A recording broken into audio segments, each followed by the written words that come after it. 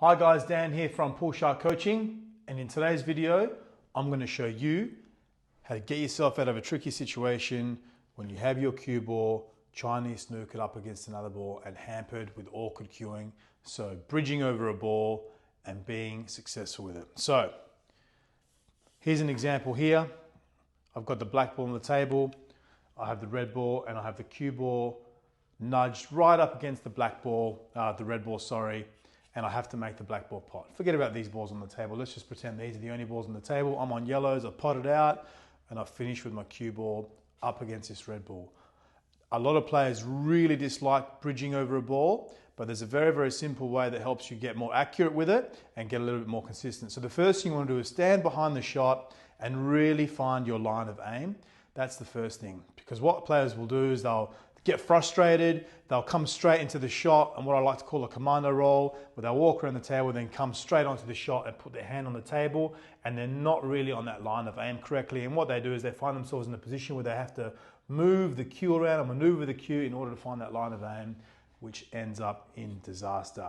So take your time, use all of your allotted time if you've got to. Just don't put yourself under too much time pressure. Make sure you know your line of aim. Step into it like you normally would.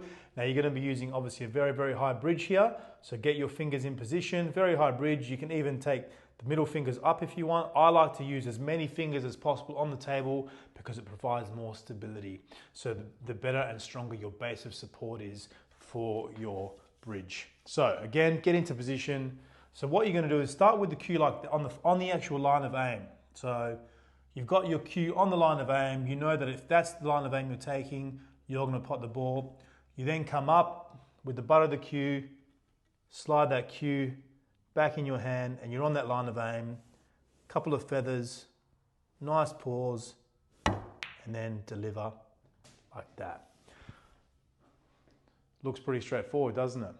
Well, it can be if you practice it. So I recommend practicing this shot a few times. In fact, a lot of my students have this as part of their staples in their training, where they practice bridging over a ball. So again, standing behind the shot, I know my line of aim.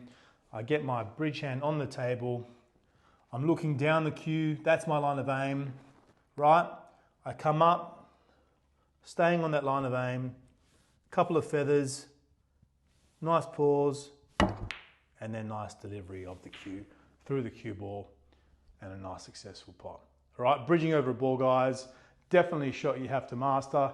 Give it a practice, and if the more you practice, the more opportunity you have to pot these in matches because you get more comfortable with it, right? You need to expose yourself to this type of stimulus, to these types of shots, to get better at them. Give it a crack.